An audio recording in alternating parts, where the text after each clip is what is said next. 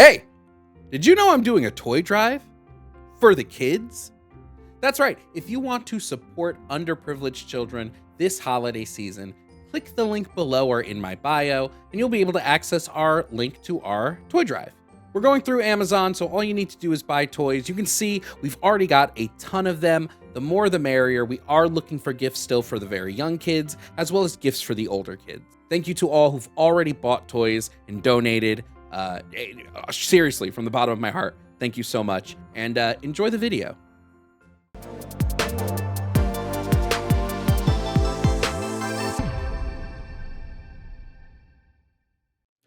Coming up onto the show next, we have KJ. Now, KJ thinks there's still good reasons to support Trump, so we're going to find out what KJ thinks those reasons are. KJ, can you just provide me your age and pronouns, please?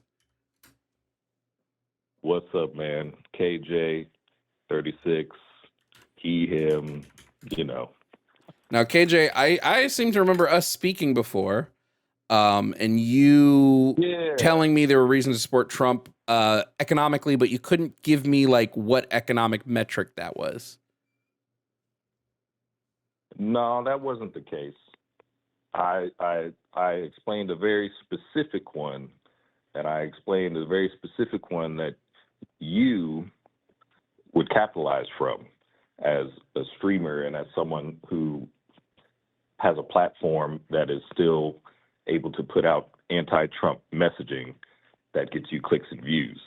So that's what I said last time, is that people who are involved with social media influence, anyone involved with media, if they have a platform to say negative things about Trump, that stuff is blowing up on all the social media. So people are able to. Yeah, but you recognize that doesn't lead to an economic positive. That just means some people are benefiting. That is, well, I mean, that's a part of economy. That's what you do. If the overall economy trends are going down, what does it matter if a couple of people are going up?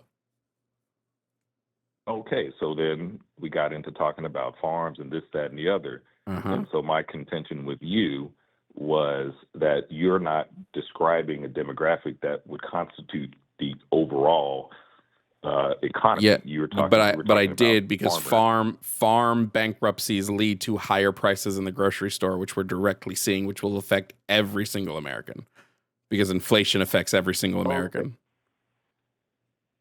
So while that is true, I should have got this ready before. So what are you defining as economy? What am I defining as the economy? The overall financial well-being of the country. The economy, when I refer to the economy, I mean that. How is the country doing financially as a whole? So I'm going to read a definition of the economy. Careful, thrifty management of resources such as money, materials, or labor. Let's see, the system or range of economic activity in the country, a specific type of economic system, an orderly functional arrangement of parts, efficient, sparing, or conservative use, all of these different things. So whether or not certain products go up and down, that is not specifically the overall economy. That's only a small portion of the economy. Yes, when we had the conversation, the conversation was asking you to point to me in sectors that the economy is benefiting, where I will point to sectors where the economy is having a negative.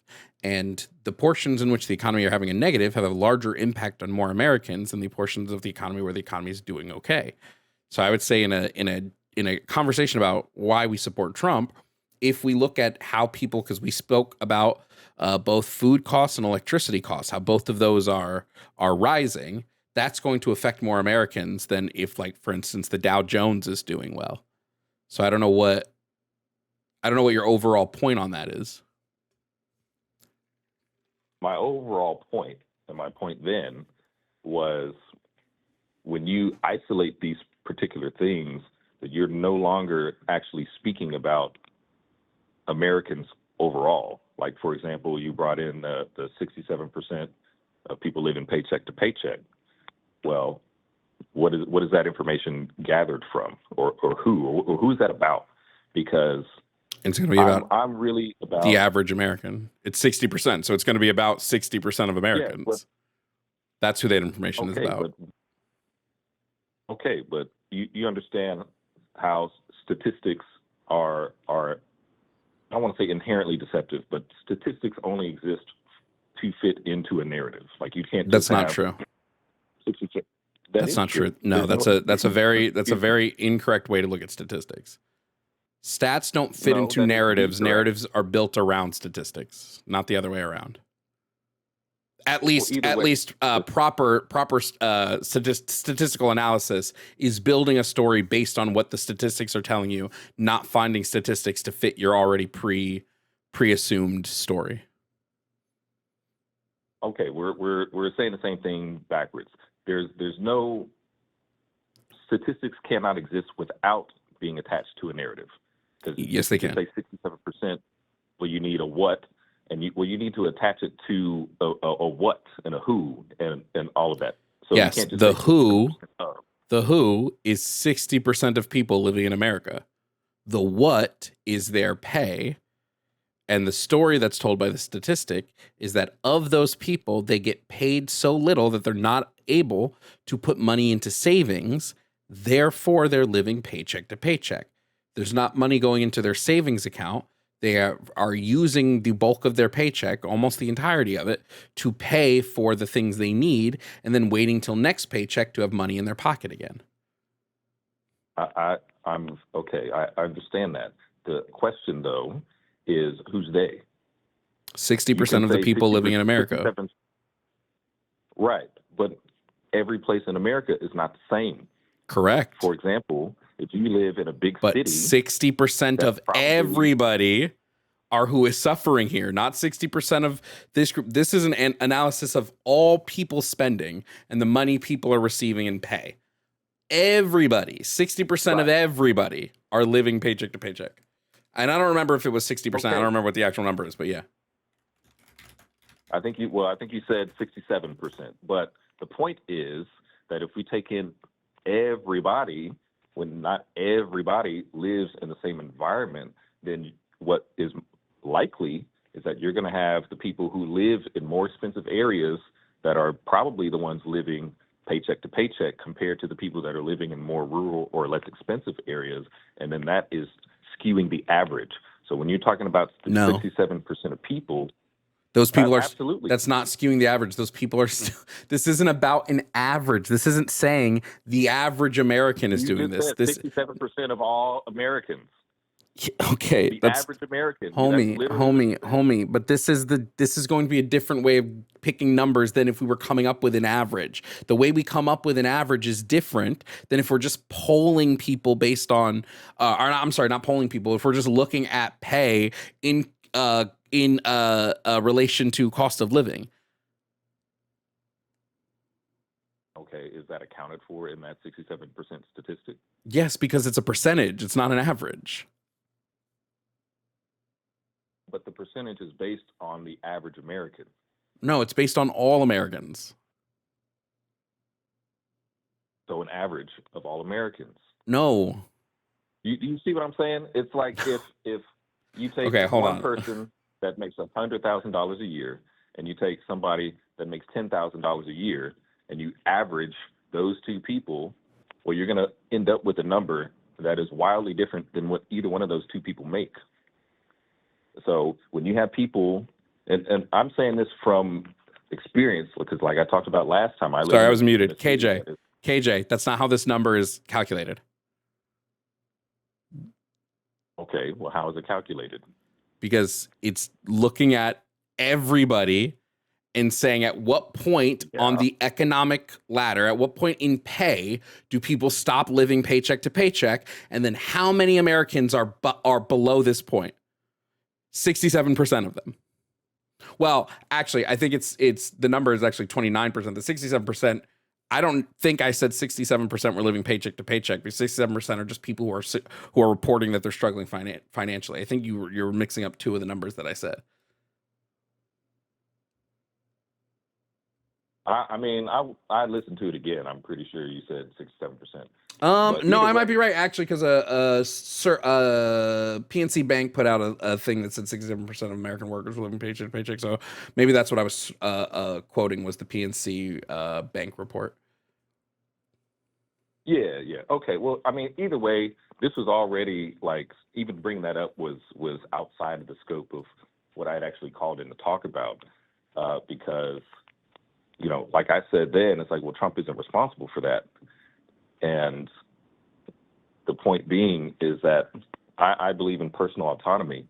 And so if you're someone that's living paycheck to paycheck, that is something that's related to your personal responsibility and how you personally handle your finances. That is not, has nothing to do with anyone that is. If people aren't what do you think the average cost of living in the U.S. is? Now we're going to talk about average.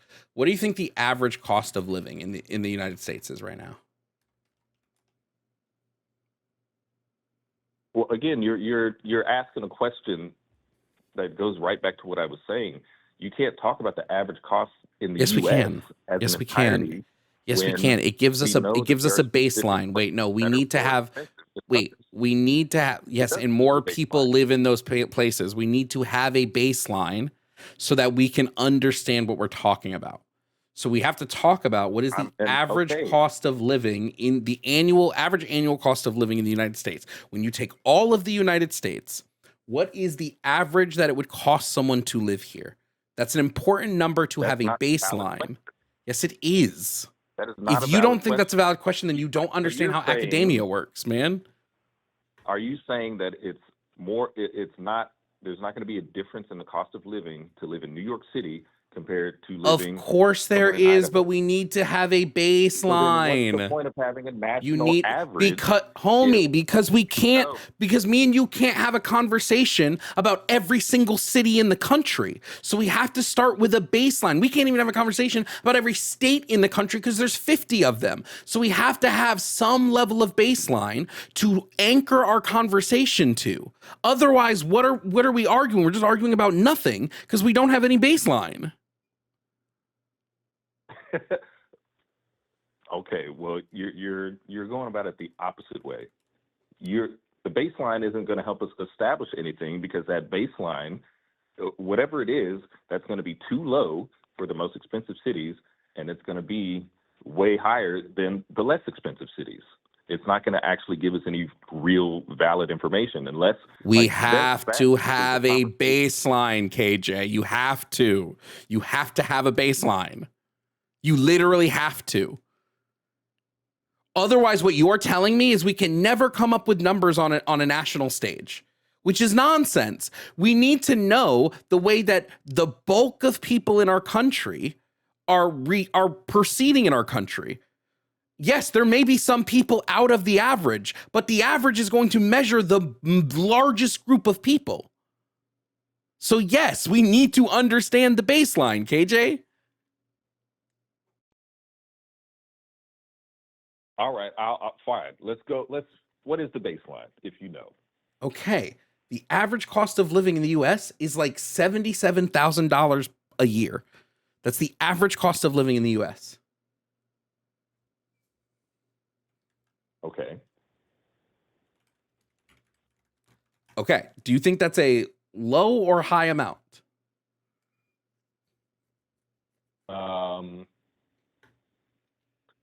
I'd say it's a fairly reasonable amount. Okay. Well, the average for take-home pay, the average income, the last time we took the census was $47,000 a year. So on average, Americans have to pay $77,000 a year to live, and on average, they're making $47,000, $48 if you round up, $48,000. Now, that's just any workers. If we want to then look at full-time workers, the average full-time is $60,000, which is not as bad, right? But that's still $1,700 less than the average. So the bulk of people in America are needing to earn $77,000 to live, and 17K, not 1,700. Sorry, the bulk of people in America need $77,000 to live, but are only earning $60,000. So there is a massive discrepancy here that the only way we're going to find out why that discrepancy exists is if we boil down these other metrics of the economy. So, for instance, wow, why is the cost of living so high? And then we see, oh shit, grocery prices are rising. That's adding fuel to the fire of cost of living. Okay, so we know that grocery prices are rising. Why? What is the cause of this? Oh shit, Donald Trump started a trade war that bankrupted our farms and caused prices to skyrocket. This is how we come to these things, so we can know that as far as how the average American engages with the economy, it's far worse than it was. Okay, well, I looked into that, because there's a few things you said to research or whatever. So yeah, from what I read, farms were already struggling, and sure, maybe certain policies put in place might have put more pressure on them, but that doesn't mean that he was a direct cause of these. He directly bankrupted the bulk of our soybean production. There was a direct cause of his policies. He got into a economic war with China that directly bankrupted all of our soy production. That's a direct cause. There is a direct causal link.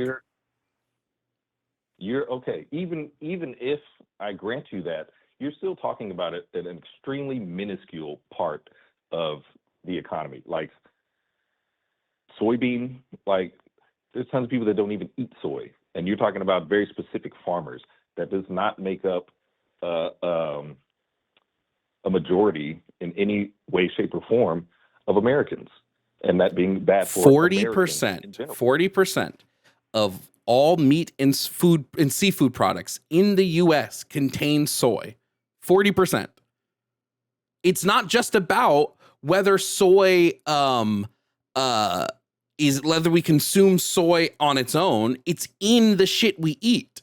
So when we have an issue with soy production, that's going to affect all of these other sectors of agriculture, which are then going to affect all. Now we have to ship soy in from Argentina, which costs more than when we are locally making it, because we're no longer the economic powerhouse of soy in the world, because his policies directly screwed our soy production. Okay, but I mean, how important is soy? Like, just saying that it's in 40% of all the meat we eat. What do you mean? Yeah, but who needs soy in the meat? Soy is in so much. What do you think soy is? It's a bean. I know it's a bean. I'm asking what as an ingredient. Why do you think it's in these things? I have no idea why it's in these things. I don't know why it would need to be in these things. Okay. So soy is in a lot of different things, as is a lot of different ingredients, because it's a very cheap to grow food.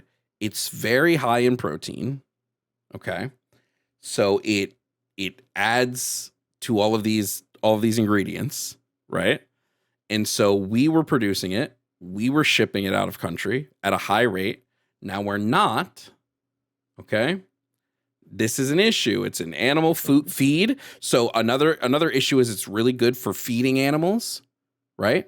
And so when our soy production falls behind, then our animal farming is going to fall behind. So beef can fall behind because farmers don't have as much food to feed their animals. So meat, chicken, eggs, all of these things suffer when our soy production suffered. So we didn't have as much meat on grocery shelves. So the meat that was there cost more. Let me ask you something. You remember a few years ago when there was this whole thing about soy boys, and they were talking about soy raising estrogen in males? The thing that was debunked like time and time again? Yeah, what about it? Okay, well, where did it? Okay, I didn't know it was supposedly debunked. Yes, but, like time and like a million times over. Okay, maybe that's why no one's saying it anymore. I was just asking because that's the last I heard of it. And like, for example, when you talk about the cows not having food, well, there's a whole movement about having grass-fed cows. Like, soy is not even something that cows naturally eat. So same thing with, you're talking about soy feeding these animals, and those, excuse me, those animals don't naturally eat soy. So what I'm hearing from you is you're talking about not having this thing to feed these animals that is not originally even a part of their diet to begin with. So not having this product to feed animals that shouldn't have even been fed that doesn't sound like a bad thing to me. None of this. Okay, so first and foremost, if you want all beef in the country to become grass-fed, beef is going to get more expensive. It is more expensive to farm grass-fed beef. Now, I don't have an issue if that's what you want to do. That still makes it more expensive and still adds to the cost of living. But that's not what Donald Trump was doing. Donald Trump was not ruining the soy farms because he wanted grass-fed beef. He was doing it because he wanted to screw China, and it didn't work, and it backfired. I mean, but also soy does not affect the diets of cows. It doesn't harm them at all to eat soybeans. Well, the whole theory is that whatever the animals eat remains in the product. And then and soy is one of the most perfectly safe to eat food products on the planet. Soybeans are eaten fucking everywhere. Well, yeah, I'm not saying that's not the case. I'll have to look in the whole debunking of the estrogen thing. I was just asking if you knew anything about that. But even still, none of this is why I want to call it. The question was, there's no good reason to support Trump. And I wanted to explain why I even began to support him in the first place.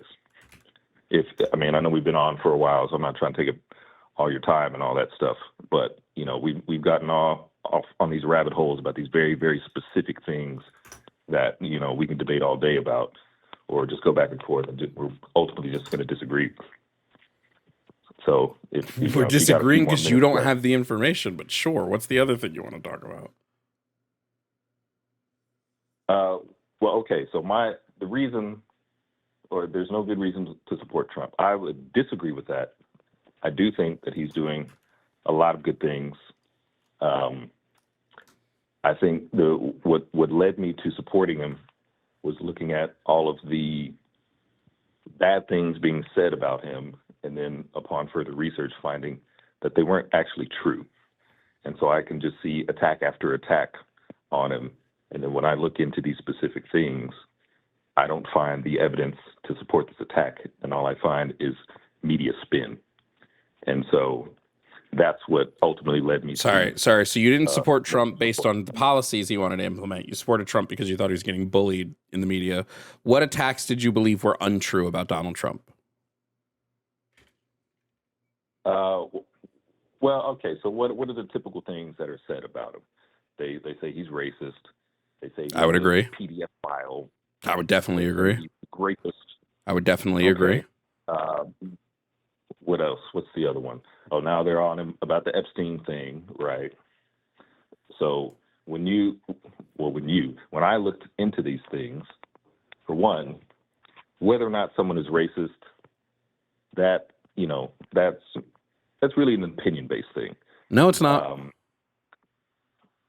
Well, if a man comes out and tells me that African countries are shithole countries, I don't really think that's an opinion right there. That's I don't think me saying that's a racist statement is super opinionated, right? When he tells congresswomen of color to go back to their country, when he gets into the political sphere by pushing a fake narrative that Obama's from Kenya and continues to push it even after Obama releases his official birth certificate, I don't know. Seems pretty racist to me. What are the reasons would he because Obama's why he didn't say Obama's from Europe? Well, let's address just that part. So none of what you talked about had anything to do with race. Saying go back to your country, that's not race. That is, they were from nationality. America. I know, but if his statement what country would they be going back to? His statement was go back to your country because he assumed that a bunch of brown people were not from America. What country would they be going back to if they're from the U.S.? Well, if we're referencing Harris and Obama, well, Obama's father is from Kenya. Obama's not. And then Harris's mother. I know. But utilizing fake claims, wait, I just confirming. You don't think Donald Trump claiming over and over again, despite being found incorrect on this, that Obama is from Kenya, you don't believe that has anything to do with race? No, that's nationality. That is the country that he's from. That is not. It's not the country he's from. He's not from Kenya. Oh, okay. But the point is that it's saying go back to a different country. What doesn't matter. Whatever country you originated from or your parents originated from is not race. That is nationality. So you're conflating those two terms, which is a common thing. Why didn't he tell him to go back to the country his mom was from?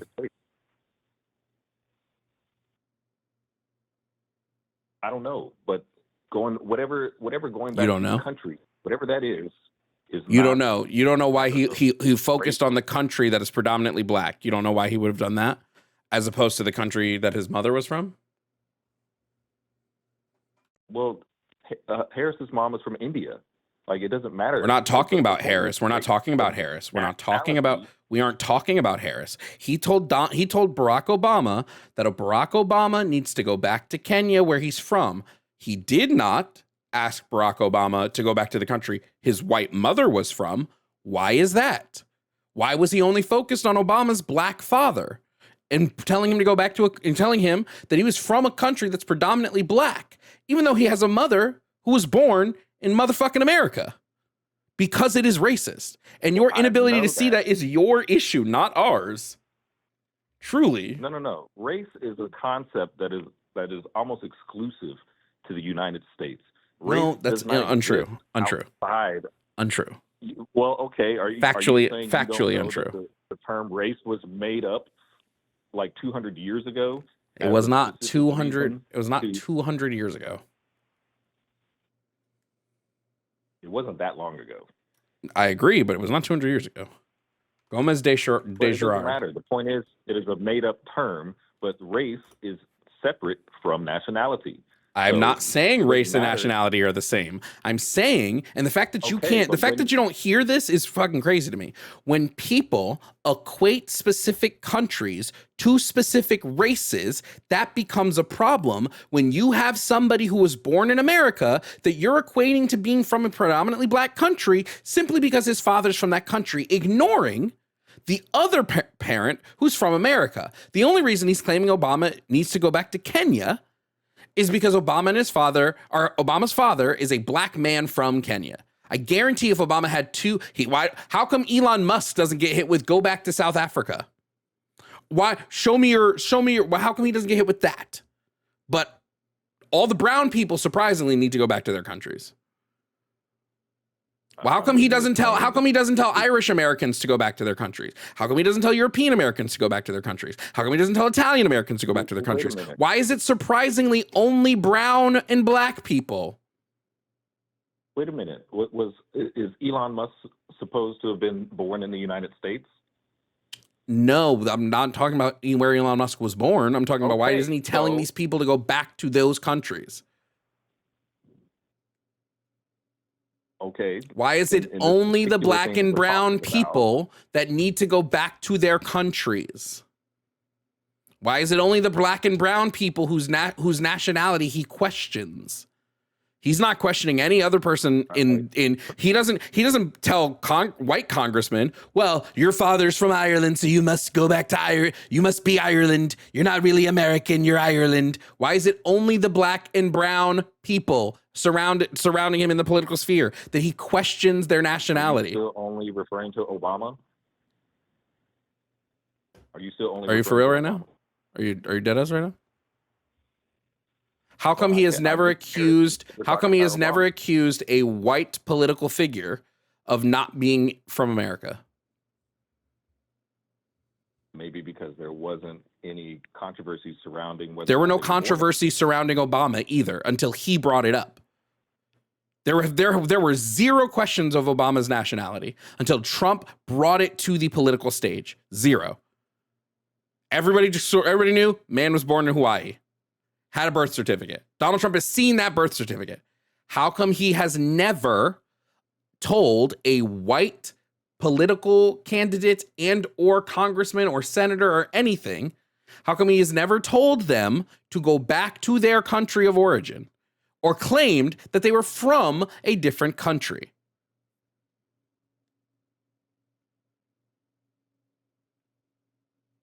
Hang on 1 sec. I need to double check this. Oh my God, of course you do. Let's see. Questions about Barack Obama's birth certificate first emerged during the spring of 2008, circulated by anonymous chain emails from supporters of his Democratic primary opponent, Hillary Clinton. So you saying that Trump is the first one to bring that up is not true. Okay, I'll revert my statement. Who made it popular in the media to question Barack Obama's birth legitimacy? It was Donald Trump. Donald Trump was the one who went on news stations talking about it. It wasn't just an email thread to him. And then why did he continue to do it after Obama released his birth certificate? He still has not walked the claim back and said he was wrong. Right now, all you're doing is you are trying to find ways to fucking simp for the white man, and it's fucking crazy.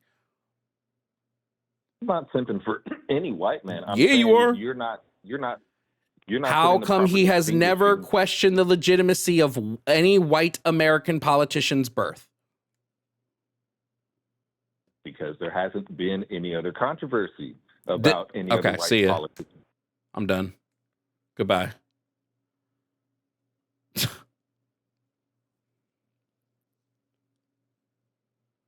Unbelievable.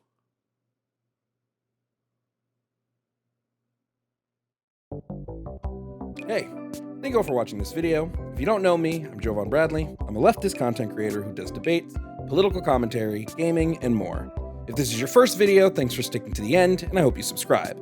I post videos daily, and there are hundreds of past debates on my page for you to enjoy. Thank you to all my YouTube members. Your continued support helps me create as much as I can. Consider joining. A membership starts at $2.99 and gets you access to our community Discord, early access to videos, and more.